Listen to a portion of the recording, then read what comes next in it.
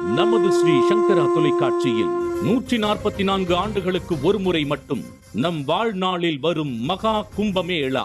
மோட்ச நம்பிக்கையில் கோடிகளில் பக்தர்கள், ரிஷிகளும் சந்நியாசிகளும் நீராடும் நிகழ்வான சாகி ஸ்நானத்தின் போது எடுக்கப்படும் திரிவேணி சங்கமம் புண்ணிய தீர்த்தம் உங்கள் ஸ்ரீ சங்கரா டிவி வழங்கவிருக்கிறது. மேலும் www.shankaraworld.com என்ற இணையதளத்திற்கு சென்று முன்பதிவு செய்யலாம்.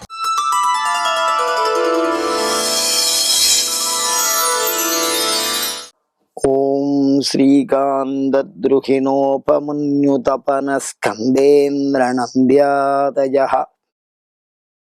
பிராச்சீனோ குரவோபி யஸ்ய கருணாலேஷாத்கதா கௌரவம் தம் சர்வாதிகுரும் மனோஜ்ஞவபுஷம் மந்தஸ்மிதாலங்கிருதம் சின்முத்ராங்கிதமுத்ரபாணிநளினம் சித்தே சிவம் குர்மஹே. நமஸ்ஸதசே நமஸ்ஸதசஸ்பதயே நமஸ்ஸகீனாம் புரோகானாம் சக்ஷுஷே நமோதிவே நம பிருதிவே நம. சங்கரா தொலைக்காட்சி நேயர்களுக்கு நமஸ்காரம். லலிதா சகஸ்ரநாமம் சிந்தித்துக் கொண்டிருக்கிறோம். 999வது நாமாவளி சிவசக்தி ஐக்கிய ரூபிணி. ஸ்ரீ சிவா சிவசக்தியைக்கிய ரூபிணி லலிதாம்பிகா.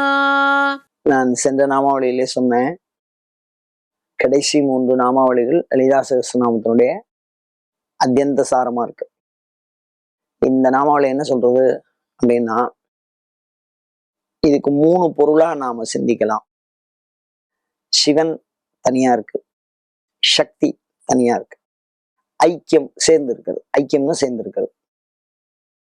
இப்ப சிவசக்தி ஐக்கிய ரூபிணி அப்படின்னா என்ன அர்த்தம் அப்படின்னா, சிவனில் சக்தி ஒடுங்கி விடுகிற பண்பு. அப்படி ஒரு மூர்த்தி இருக்கா? சிவனுக்குள்ள சக்தி ஒடுங்கி இருக்காளா? இருக்கா.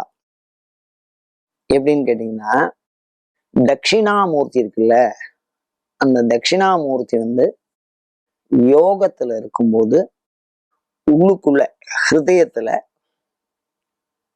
யோக மாகேஸ்வரர்னு அந்த சுவாமிக்கு பேரு. சப்த மாதர்கா அப்படின்னு சாமி இருக்கு.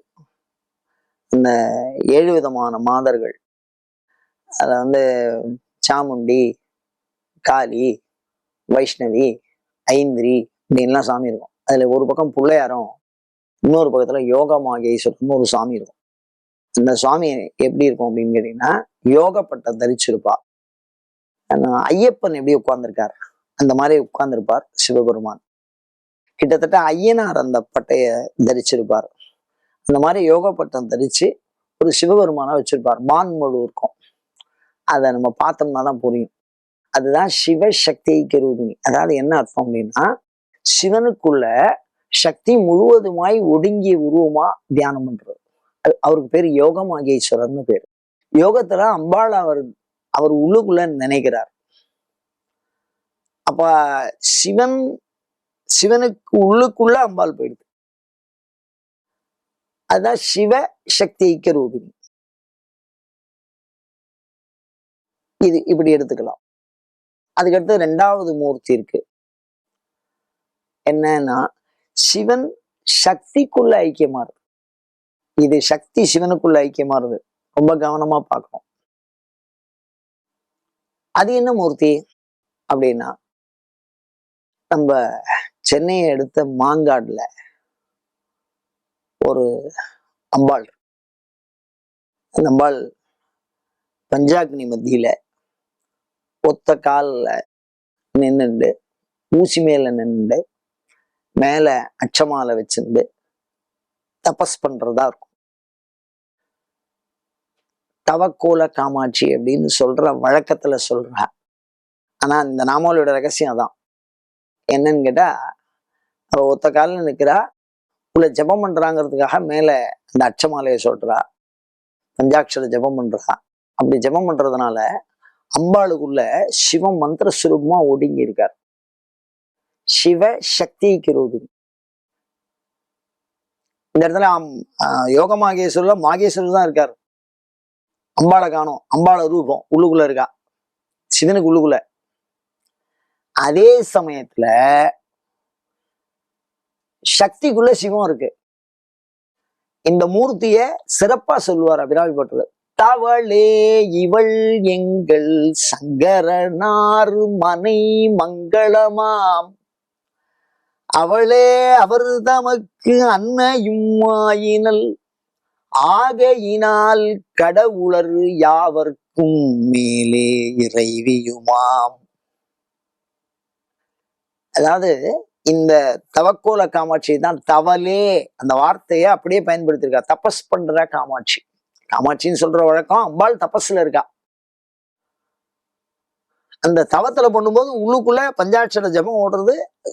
சக்தி உருவமா இருக்கா, சிவம் வந்து அருவமா இருக்கு. அதனால சிவசக்தி ஐக்கிய ரூபிணி அப்படின்னு பேர். சரி, அப்புறம் அப்படின்னா இந்த 2 வடிவம் ஆயிடுதா. அதுக்கு அடுத்து இன்னொரு வடிவம் இருக்கு. என்னன்னு கேட்டீங்கன்னா, எந்த கோயில்ல ரகசியம்னு இருக்கும், ரகசியம்னு சொல்லுவா. இது பெரும்பாலும் பாத்தீங்கன்னா நடராஜா கிட்டதான் இந்த ரகசியம் இருக்கும். இப்ப திருக்கடையூர்ல முத்தஞ்செய ரகசியம்னு இருக்கும். சுவாமி ஆடுறதா தான் இருக்கு. காலசமார மூர்த்தி ஆடுறதா தான் திருக்கோலம் இருக்கு, உதைக்கிறதா இல்லை. அதே மாதிரி பாத்தீங்கன்னா தாண்டவம் ஆடுறார். 18 தாண்டவம் ஆடின இடம் திருக்கடையூர். அது மாதிரி 9 தாண்டவம் ஆடின இடம் திருவெண்காடு. இங்கெல்லாம் சபை இருக்கு. மகுடாகமத்துல நடராஜாவுக்கு முக்கியத்துவம் கொடுத்துருக்கா அந்த மூர்த்திக்கு. இப்ப நம்ம அங்கெல்லாம் சொல்றதை விட சிதம்பரத்தை சொன்னா புரியுங்கிறதுனால சொல்றேன். சிதம்பரத்துல பாத்தீங்கன்னா சபை, பொற்சபை, அது வெள்ளி சபைம்பா, தாமிர சபைம்பா, சித் சபைம்பா, சித்திர சபைன்னு சொல்றா. அது எதுவா வேணா இருக்கட்டும். இந்த மாதிரி சபைன்னு இருந்தால் ரகசியம்னு இருக்கும். அந்த ரகசியம்னு இருந்தால் அப்படி அப்படி மகுடாகமத்துல ரகசியம்னு ஒரு சாமிக்கு பேரு சொன்னா அதுக்கு முன்னாடி ஒரு திரை போட்டிருப்பா. அந்த திரைய அனாவசியமா திறக்க மாட்டா. பூஜை பண்ற ஒரு நொடி அல்லது 2 நொடி அது திறந்து தீபாவளி திரும்பி மூடிடுவா. அததான் ரகசியம்னு சொல்றது. திருவெண்காட்டுல பாத்தீங்கன்னா நடராஜாவுக்கு பின்னாடி இருக்கும். சிதம்பரத்துல நீங்க எல்லாம் ரொம்ப பிரசித்தமா பார்த்திருப்பேன். அந்த திரையை விலைக்கு தீபாரணை காட்டுறதையெல்லாம் நீங்க பார்த்திருப்பேன். அது மாதிரி ரகசியம். திருக்கடையூர்ல முத்தஞ்சை ரகசியம் பக்கத்துல இருக்கு. அதை மூடியும் மறைச்சும் காட்டுவா. அந்த மாதிரி ஒவ்வொரு இடத்துல இந்த ரகசியம்ங்கிறது இருக்கு. இது எந்த இடத்துல ரகசியம்னு இருக்கோ, எந்த இடத்துல திரை போட்டு திரோதான சக்தி மறைக்கப்பட்டிருக்கோ, எந்த இடத்துல சபை இருக்கோ, நடராஜா சபை, அந்த சபையில சிவசக்தி ஐக்கிய ரூபமா இருக்கா. அந்த இடத்துல அவ 2 பேரும் சேர்ந்து இருக்கா. அந்த சேர்ந்து இருக்கிறத யாரும் பார்க்கறது இல்லை அப்படிங்கிறதெல்லாம் திரை போட்டிருக்கு. நித்திய திரை. அது ஒரு ஆத்துக்கார் வைஃப் 2 பேரும் சேர்ந்து இருக்கான கதவை தட்டிட்டு தான் உள்ள போனோம். அந்த மாதிரி இந்த திரை போட்டிருப்பா. அப்ப சிவசக்தி ஐக்கிய ரூபிணி 2 பேருமே ஒருத்தரோட ஒருத்தரும் இணைஞ்சிருக்கா. அப்படி இருக்கக்கூடிய பண்பை தான் சிவசக்தி ஐக்கிய ரூபிணின்னு சொல்றோம். அதெல்லாம் சரிதான். யோகமாகேஸ்வரனும் தனியா ஒரு வடிவம் இருக்கு. தவக்கோல காமாட்சியா இருக்கக்கூடிய தனி வடிவமா இருக்கு. இவா 2 பேருமே சேர்ந்து ஒன்றோட ஒன்று ஒருத்தர் மடியில ஒருத்தர் உட்கார்ந்துருக்கா மாதிரி அப்படின்லாம் சிலை இருக்கு. இப்போ உமா மகேஸ்வரர் அப்படின்னா அப்படி மடியில உட்கார வச்சிருப்பார். அந்த மாதிரி அப்படி வச்சுங்களேன், அவ 2 பேரும் இருக்கான்னு அர்த்தம். அந்த மாதிரி இருக்கக்கூடியதையும் சிவசக்தி 2 பேரும் சேர்ந்து ஒரே சிலையா இருக்கும். 2 சிலையா இருக்கக்கூடாது. பின்னாசனம் ஏகாசனம்னு அதுக்கு பேரு. அம்பாள் தனியா அவட சோமாஸ்கந்தர் தனியா உட்காந்துருப்பாரு. அம்பாள் நடுப்புற குழந்தை இருக்கும், தள்ளி உட்காந்துருப்பா அம்பாள். அப்படி இருக்கக்கூடாது. இந்த இடத்துல சிற்பி அதை நுட்பத்தை உணர்த்துறதுக்காக இந்த லட்சுமி நாராயணன்னு வைணவத்துல ஒரு சாமி இருக்கு. அதை லட்சுமியை மடியிலேயே உட்காத்தி வச்சிருப்பார். இப்போ வல்லபா கணபதி மடியிலேயே உட்காத்தி வச்சிருப்பார். அந்த மாதிரி சிவபெருமான் தனது மடிமேலே பார்வதியை அமர்த்தி இருப்பார். அந்த மாதிரி இருக்கிறது தான் சிவசக்தி ரூபிணி அப்படின்னு. இந்த 3 சாமியையும் வணங்குறத பத்தின விவரத்தை தான் இந்த லலிதா சகஸ்ரநாமம் இது வரைக்கும் மிகவா சொல்லிகிட்டே வந்திருக்குன்னு அர்த்தம். இதுக்கு மேல இன்னும் ஒரே ஒரு நாமாலே தான் இருக்கு. அதனால எல்லா ரகசியமும் இதுக்குள்ளதான் இருக்கு. இந்த 3 தெய்வத்தினுடைய வழிபாட்டை தான் மிக விளக்கமாக பேசுகிறது. சக்தி தழைக்கும் சிவம், அழகா சொல்லுவார். என்ன பண்றது, சக்தியும் சக்தி தழைக்கும் சிவமும் அப்படிம்பார். அதனால சாக்த சமயம் சிவனையும் சக்தியும் சிவனுக்கு சமமான அப்படிங்கிற அந்த விஷயத்துல வச்சு சாக்த சித்தாந்தம் உறுதி பண்ணுவா முடிவு. அதனால சிவசக்தி ஐக்கிய ரூபம் அதெல்லாம் சரிதான். இந்த சிவசக்தி ஐக்கிய ரூபிணி அப்படிங்கிற நாமாவளியை படிச்சா நீங்க லலிதா சகஸ்ரநாமம் 1000 நாமாவளி சொல்லணுங்கிற அவசியம் இல்லை. இந்த ஒரு நாமாவளி சொன்னா போதும். இந்த ஒரு நாமாவளி சொன்னா இப்ப இந்த உதாரணத்துக்கு நான் சொல்றேன், ஏன்னா ஜனங்க லோக பிரசித்தமா எது பிடிச்சிருக்காளோ அதை சொன்னா ஈஸியா இருக்கும். ஸ்ரீராம ராம ராமேதி ரமே ராமே மனோரமே அப்படின்னு கடைசியில ஒரு வாக்கியத்தை சொல்லி இதை சொல்லு சகஸ்ரநாம பலன் வரும் அப்படின்பா. அந்த மாதிரி லலிதா சகஸ்ரநாமம் என்ன சொல்லு அப்படின்னா 999வது நாமாவளி சிவசக்திக்கு ரூபினின்னு சொல்லு, லலிதா சகஸ்ரநாமத்தை பாராயணம் பண்ணின பலன் வரும். 1000 நாமாக்களையும் சொன்ன பலன் இந்த ஒரு நாமாவில் இருக்கு. 2வது இது மந்திர ரகசியம். 3வது இது ஒரு தந்திர ரகசியம், தந்திரம். இந்த சிவசக்திக்கு ரூபினியில தந்திர விஷயங்கள் நிறைய இருக்கு. அதெல்லாம் ஒரு 8 நிமிஷத்துலயோ 9 நிமிஷத்துலயோ சொல்லிலாம் முடிக்கலாம் இயலாது. இந்த நாமாவளி பொறுத்த வரைக்கும் நமக்கு என்ன பலன் அப்படின்னா, நாம என்ன நினைக்கிறோமோ அது அம்பாள் கொடுப்பா. காமிய பலன்னு பேர். ஆகமத்துல முதல் ஆகமத்துக்கே காமிகம்னு பேரு, விரும்பியதை அடைவது அப்படின்னு பேரு.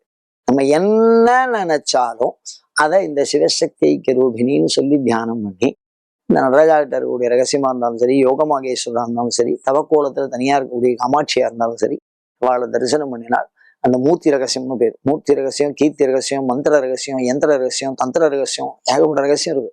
அந்த ரகசியத்துல இது ஒரு ரகசியம். அதை அறிந்து நம்ம தொழுதோமையானால் நாம் நினைத்த பலனை நினைத்தவாறே அடையலாம். அதை பெற முயல்வோமாக. அயம் தர்மஹா உத்தரோத்தர அபிவிருத்தி ரஸ்து. நமது ஸ்ரீ சங்கரா தொலைக்காட்சியில் 144 ஆண்டுகளுக்கு ஒரு முறை மட்டும் நம் வாழ்நாளில் வரும் மகா கும்பமேளா. மோட்ச நம்பிக்கையில் கோடிகளில் பக்தர்கள், ரிஷிகளும் சந்நியாசிகளும் நீராடும் நிகழ்வான சாகி ஸ்நானத்தின் போது எடுக்கப்படும் திரிவேணி சங்கமம் புண்ணிய தீர்த்தம் உங்கள் ஸ்ரீ சங்கரா டிவி வழங்கவிருக்கிறது. மேலும் www.shankaraworld.com என்ற இணையதளத்திற்கு சென்று முன்பதிவு செய்யலாம்.